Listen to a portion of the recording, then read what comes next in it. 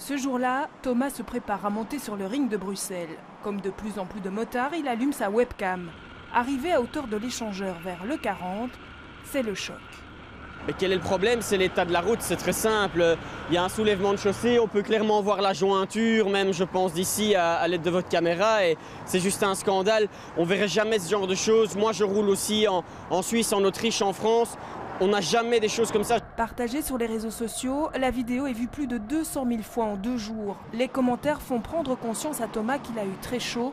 Le jeune motard s'en sort avec quelques contusions et des dégâts matériels. Il y a des butées de guidon qui empêchent le guidon de tourner en fait trop loin, et avec la force du choc, les butées ont cédé, l'écrou de boulon a cassé, et c'est comme ça que le guidon est venu taper en fait dans le réservoir. Vous auriez pu tomber? Oui, assez facilement. J'ai eu beaucoup de chance de réussir à la rattraper. Le jeune motard a décidé de porter plainte contre le gestionnaire de la route, en l'occurrence la région flamande.